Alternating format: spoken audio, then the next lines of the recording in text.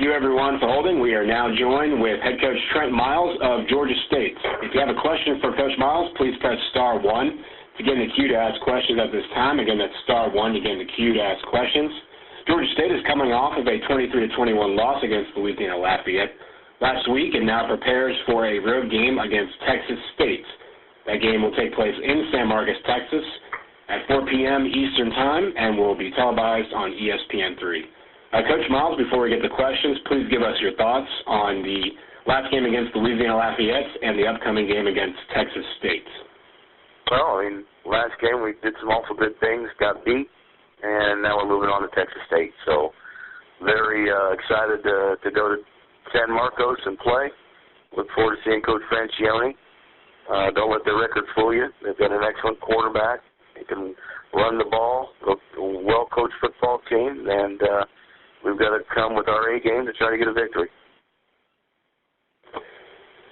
Thank you very much, Coach. As a reminder to our members of the media, please press star 1 to get in the queue to ask questions. Our first questions come from Doug Roberson with the Atlanta Journal-Constitution. Doug, please go ahead. How are you, Coach? I'm doing well. How are you, Doug? It seems like you look have good today. Thank you. So do you. Thanks. But it seems like you have a fairly lengthy injury list coming out of this game. Yeah, coming out of the game, we've got doubtful for the game coming up is Ed Kearney, Taylor Evans, offensive lineman, Keith Rucker, our tight end, Tyler Simonson, another offensive lineman, Alex Stoller, offensive lineman, Shandon Sullivan, our corner.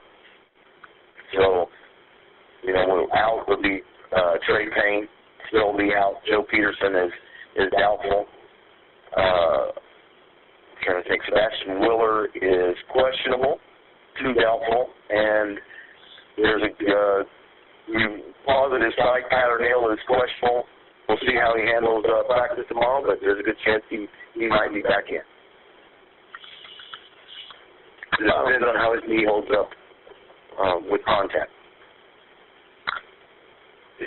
How did the two, how did Ringer and how did Kearney handle their inside linebacker job? I thought they played extremely well, especially after the first couple series and they settled in.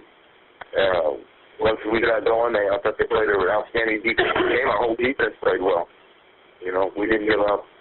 You gave up 7 points on a punt block early in the game, and then you give up a couple field goals. That's really about it. I think they had really one touchdown that they scored against the defense. Can I keep going? Is that okay? Yeah, absolutely. Go ahead. Okay. Talk to me about the difficulties in trying to get all 3 phases of the team working well at the same time, because it seems like you can get 2 going and then 1 goes down. 1 goes up or 2 goes down. Why is that hard? Well, we're still young. We've got to do a really good job of putting these guys in the right situations and everybody on the same page. And we're closer than ever. We feel like we've made great strides. Our overall program is improving and getting better, and these young men are competing at a high level. No more are we just automatic win when we show up for a game for the other teams. We are in a position to win football games. So that's much improvement from where we've been in the past. And, it's exciting knowing, how they're going to finish this season and then looking at going into next year with all the youth that will have gotten experience this year. That's it for me. All righty. Thank you, Doug, and thank you, Coach Miles. That's all the questions we have for you today. We appreciate your time. All right. Thank you.